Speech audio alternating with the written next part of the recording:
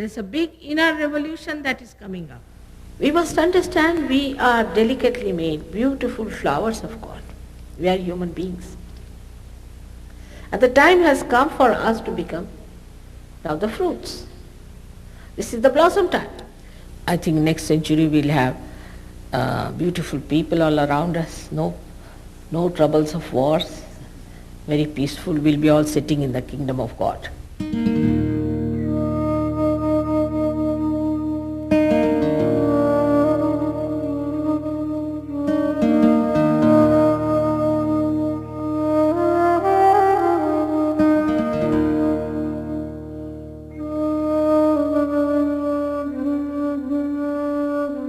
Since the beginning of time, human beings have been searching for answers. Who am I? Why am I here? What is the purpose of existence? Many great incarnations and prophets have tried to shed light on the human dilemma and urge us towards spiritual awakening. Like different flowers on one tree of life, they spoke the same truths, but were bathed in different fragrances. Buddha saw enlightenment as the answer to our suffering, a 1,000-petal lotus emanating from the crown of the head.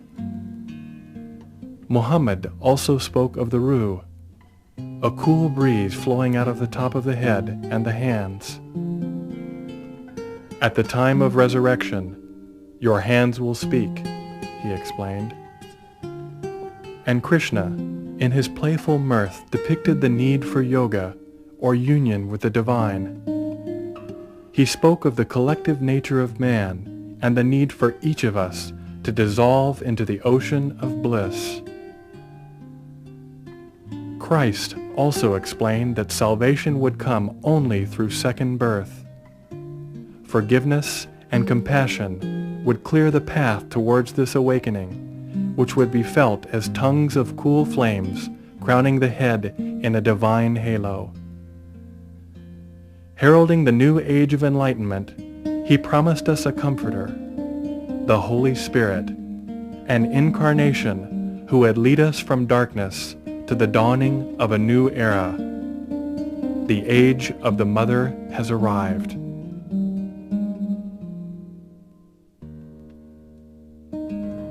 Out of recognition for her great work, Shri Mataji Nirmala Devi has been hailed around the world as the Great Mother. Since 1970, her mastery over the primordial energy known as Kundalini has drawn seekers to her public programs by the thousands. They come to experience the awakening of this energy, which is felt as a cool breeze emanating from the top of the head. As our spiritual mother, this force brings about a profound state of inner peace as we're spiritually reborn. Through this connection to the divine, we go beyond the mind and into the state of thoughtless awareness, which heals and soothes our inner psyche. Lao Tzu described the Kundalini in a most beautiful way.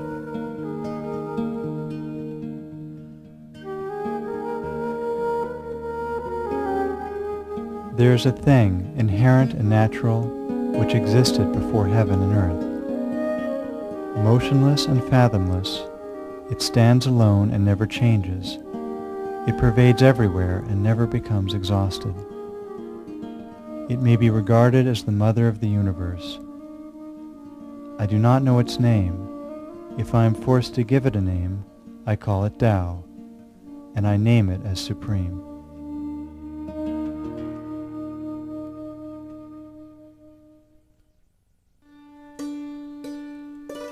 Shri Mataji was born to a Christian family at Chhindwara, a town at the very center of India. She arrived at midday on the 21st of March, 1923, on the spring equinox at a time when the planets were aligned in a most extraordinary way. Heralding this auspicious event was her mother's dream to see a tiger. In the jungle, the wild animal appeared before her in all its splendor.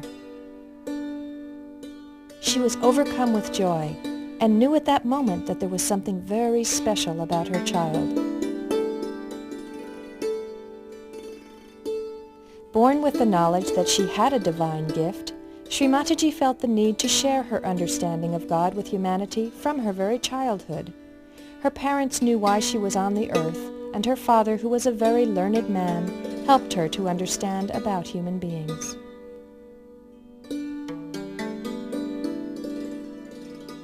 As a child, she was called Nirmala, which means pure, and she spent a very happy childhood endearing herself to all around her. She befriended all the animals and birds, sometimes even frightening the maids when she brought snakes into the house to caress. At other times she could be found alone in a remote corner of the house, her face beaming with inward joy, lost in meditation.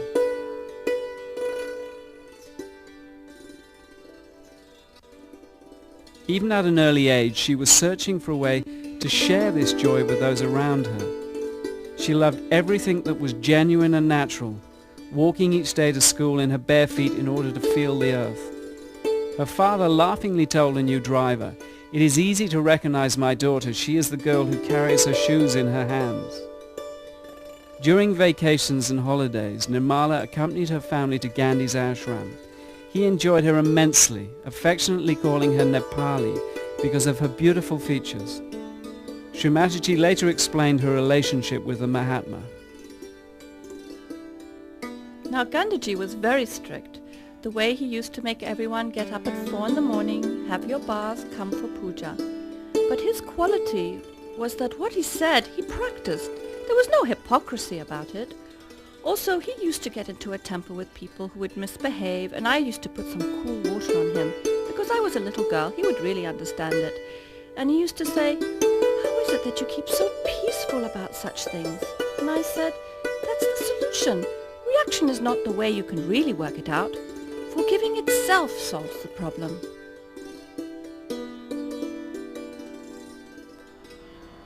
Seeing the wisdom of this child, Gandhi treated Nirmala with great respect. He recognized her divine nature and sought her advice about spiritual matters. When the fight for India's independence from Britain began, Nirmala and her family were at the heart of the struggle. Renouncing their wealth, her parents, Prasad and Cornelia Rao, who were direct descendants of the royal Shalavahana dynasty, helped organize protests in Nagpur. As a result, they were frequently put in prison from 1928 until freedom was won in 1947.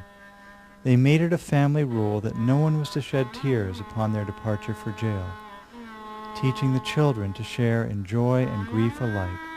After all, their incarceration was a step towards freedom for their mother India, and there was no need to be sad.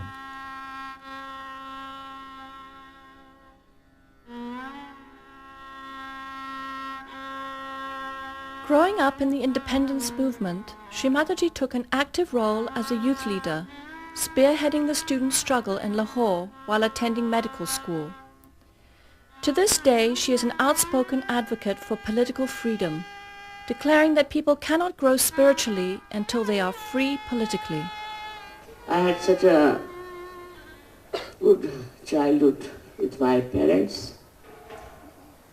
They taught us how to be sacrificing. My father was in jail for years. My mother went to jail 5 times. And from huge big houses we were living in huts. But we used to enjoy everything.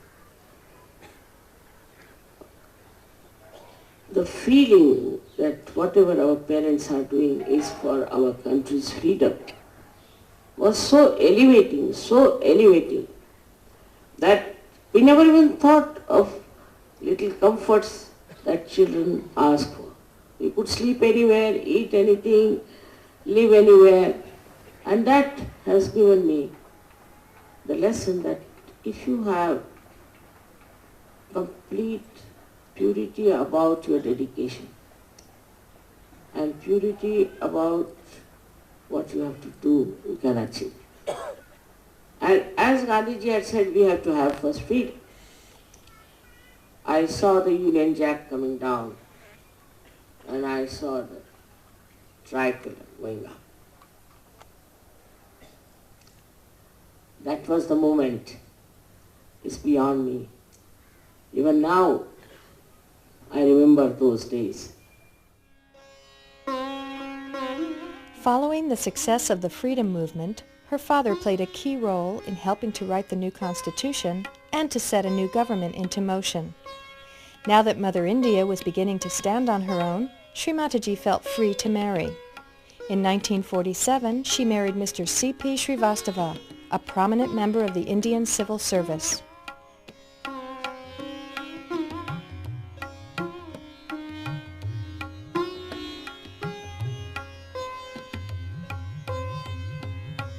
They were blessed with 2 daughters, Kalpana and Sadhana, and success in his political career. He was appointed personal secretary to one of the most famous and beloved prime ministers in Indian history, Lal Bahadur Shastri. Following Shastri's tragic death, Mr. Srivastava began his United Nations career, culminating in 16 years as Secretary General of the United Nations International Maritime Organization and a knighthood by the Queen of England. During this period, Shri Mataji waited patiently for the right time to begin spreading her divine message.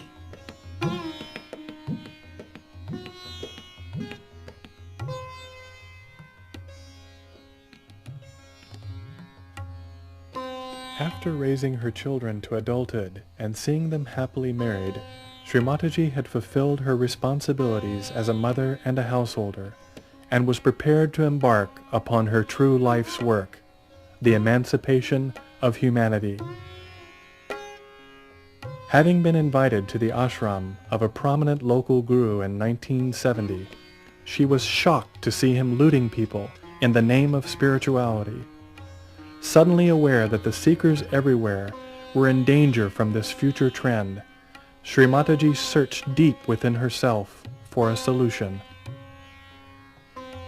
She spent the entire night on the seashore contemplating. And in the early hours of the morning, disgust with the falsehood she had witnessed and compassion for her children everywhere forced her to act. She meditated upon the Sahasrara, the energy center on the crown of the head, and prayed that all the seekers of truth would eventually receive their enlightenment and bring about the dawning of collective consciousness in humanity. She describes this historic event.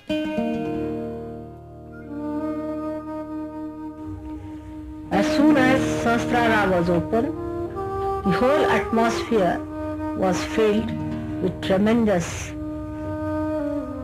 Chaitanya. And there was tremendous light in the sky. And the whole thing came on this earth as if a torrential rain or a waterfall with such a tremendous force, as if I was unaware and got stupefied. The happening was so unexpected and so tremendous that I was stunned and I became completely silent at its grandeur. I saw the primordial Kundalini rising like a big furnace, and the furnace was very silent but burning appearance it had, as if you heat up some metal and it has many colors. In the same way, the Kundalini showed up like a huge furnace which is like a tunnel where you see these plants you have for coal burning to create electricity, and it stretched like a telescope. One after another came out like that, and the deities came and sat on their seats, on their golden seats, and then they lifted the whole of the head like a big dome and opened it, and then this torrential rain completely drenched me, and I started seeing all that and got lost into the joy. It was like an artist seeing its own creation fulfilled.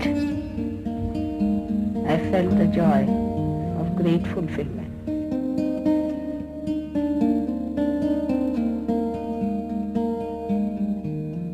After emerging from this beautiful experience, Shri Mataji looked around and saw the blindness of human beings, and she became absolutely silent. She desired that everyone should attain their self-realization in order that their eyes could be opened. Her vision for humanity had come into focus and was beginning to unfold.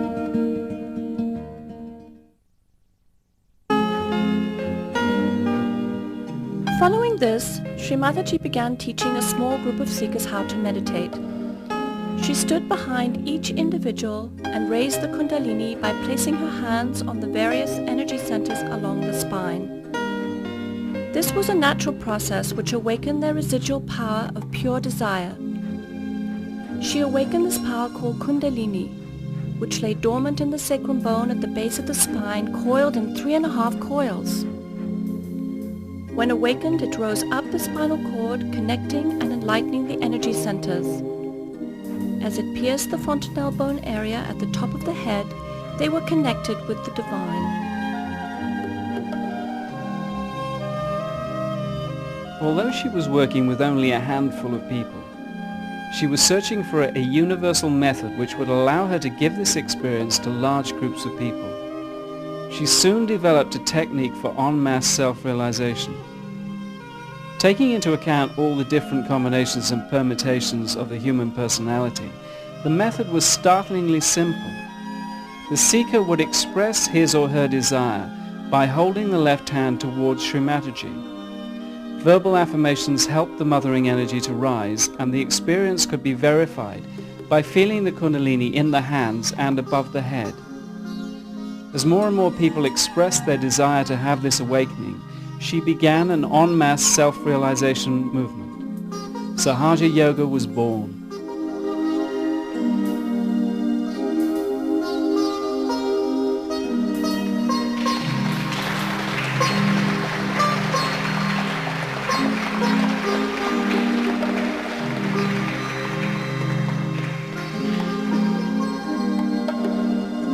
Yoga or union had become effortless. No more standing on your head, no need for expensive mantras. Now it was easier to get your enlightenment in the heart of London than it was in the Himalayas. Visits to the psychiatrist's couch were no longer necessary. Shri Mataji was not concerned with the quantity of people, but with the quality of the seekers. She never took any money for giving or developing self-realization, and started Sahaja Yoga with her own resources. To this day, she insists that you cannot pay for your spiritual ascent. And the people were so money-oriented that they would not listen to me, because I said, you cannot pay for your evolution, you cannot pay for your realization. While those people who said you have to pay, they were very happy. And they wouldn't believe me.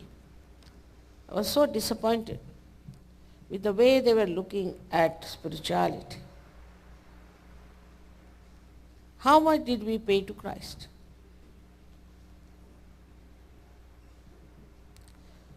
How much did we pay to Mother Earth for these flowers?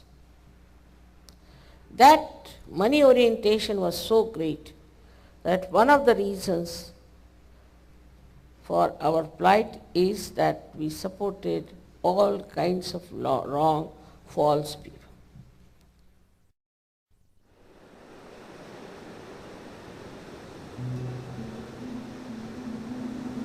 She was very anxious to save the American seekers from false gurus who had descended upon that country and were leading people to their destruction.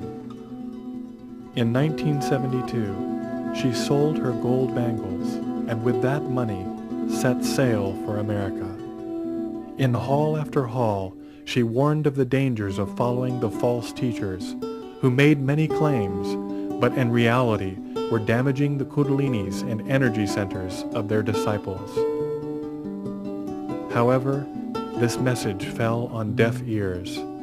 The seekers of America were too naive and enthralled to listen. She was in great anguish at the plight of America, and on board the ship to India, her heart was pining to save her children. She addressed them in this poem. To my flower children, You are angry with life, like small children whose mother is lost in darkness. You sulk, expressing despair at the fruitless end of your journey. You wear ugliness to discover beauty. You name everything false in the name of truth. You drain out emotions to fill the cup of love. My sweet children, my darling, how can you get peace by waging war with yourself, with your being, with joy itself? Enough are your efforts of renunciation, the artificial mask of consolation. Now rest in the petals of the lotus flower, in the lap of your gracious mother. I will adorn your life with beautiful blossoms and fill your moments with joyful fragrance. I will anoint your head with divine love, for I cannot bear your torture anymore. Let me engulf you in the ocean of joy, so you lose your being in the greater one, who is smiling in your calyx of self, secretly hidden to tease you all the while.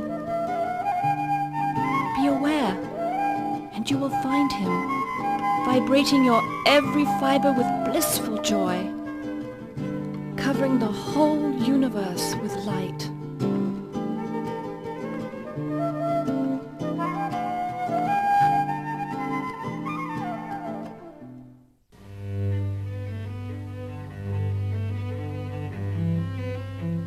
Shri Mataji's efforts to reach the Western seekers intensified in 1974. Her husband was elected Secretary General of the United Nations International Maritime Organization, and they moved to England. Europe became her home, and Sahaja Yoga centers sprang up across the continent. Finding that this worked well for individuals, she began to emphasize the need for collective awareness. The experience became stronger when shared with others. She likened this to the analogy of one candle enlightening another and another, until there were so many candles standing together that the room was filled with light. The added dimension of feeling the connection to others was intrinsic to this new state of consciousness, and those practicing Sahaja Yoga found they were part of something greater than themselves, the transformation of mankind. Shri Mataji explains, the door of Sahaja Yoga is open to everyone, and every human being can achieve collective consciousness. The only problem is that the freedom of choice of the individual has to be respected, because he has ultimately to enter the area of total freedom. Thus, there may be many who may not sincerely seek their salvation. But if later on they see the multitude of realized souls enjoying the bliss of collective consciousness, they may also desire to get into their higher evolutionary process. This is how all evolutionary processes have worked in nature. The guiding and controlling force that acts is the spirit. This is the collective being within us which manifests in our attention and makes us collectively conscious. Shri Mataji was foremost a mother, and her obligation was to see her dream for global transformation realized.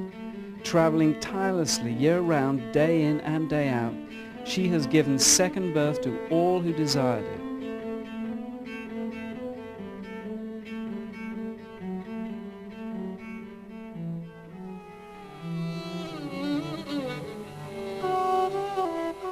Since 1970, she has given enlightenment en masse in over 65 countries around the world, from Russia to Australia. In 1995, at a program held in Bombay, Shri Mataji raised the kundalinis of over 100,000 people at the same time. People overflowed from the hall and sat in the streets. Unable to hear the lecture, they simply held out their hands and felt the joy. Programs of similar magnitude have become common throughout Russia and Eastern Europe. Shri Mataji's name has become a household word for many Russian families, and programs must be held in football stadiums to accommodate all those who ardently desire their spiritual fulfillment. They recognize that she is the great mother who has come to comfort them.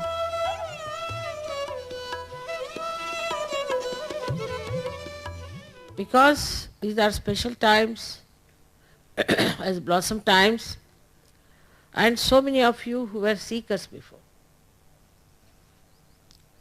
seeking truth all over, going to Himalayas, standing on your heads, fasting, doing all kinds of renunciations and everything, now have taken birth and are normal people, householders. This was all promised that such thing will happen. Only with such people Sahaja will work up. So the whole thing is, I would say, a plan which has worked out. You all took your birth at this special moment. Even if you see the position of stars and all that, you can see clearly how everything has clicked together. It's all a divine plan. So a person who has a Sahaj culture is not only spontaneous but is inspired, is an inspired personality. A person who is of that kind, an inspired visionary, then other people get impressed by such a person that, see, there is a man who is inspired, who talks in an inspired way, in a way that is something very different from others, something new, he says, new that is nourishing. In the world of this nonsense that we are living, we have to be something like the lotuses, who cannot be tarnished, who cannot be affected by all the ills that are going on. This is what is the test, is the pariksha. That at this time, at this difficult time, we can blossom and create fragrance and get so many others to this beautiful atmosphere. With your good wishes, with your prayers, this world will be so beautiful, so enchanting, that in the history people will describe that the world itself became a lotus full of fragrance, of divinity.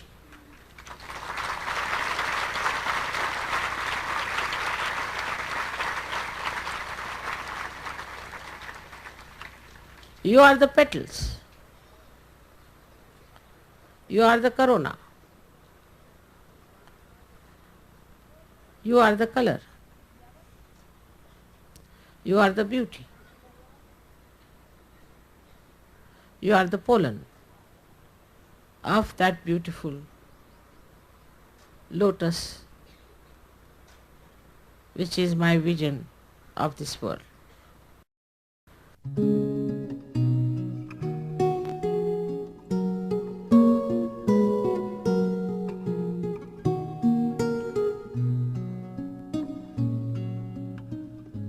In the history of spirituality, there has never been a personage who has more clearly defined the purpose of human existence than Shri Mataji Nirmala Devi. Her vision of mankind as an interwoven tapestry of many colors, cultures, and continents, all joined in what she describes as collective consciousness, is unique in that it establishes the thread which runs through all of human awareness. Shri Mataji sees us not as individuals stalking the earth in isolation, but as instruments of the divine, which when awakened through self-realization, begin to fulfill their purpose and emit love and compassion into the world. Peace must first be established in the individual, she says, and then will manifest itself over the earth. When this occurs, human beings will know themselves to be part and parcel of each other and carry the light of the Spirit in their eyes. This light will comfort and soothe others and bring about the emergence of the culture of the Spirit on earth. We will come to look upon this world in which we live as a living and breathing entity which both sustains and enriches us, and cease to exploit and destroy its bounty. All things will reach a balance, because we will have realized the innate balance within ourselves through our connection to the Spirit. The complete transformation of both the inner and outer expressions of humanity are just within our grasp. We need only look within our own being to find the roots of all eternity. As each of us do this, we lay the foundation for the coming age and the great awakening which will forever alter our future course.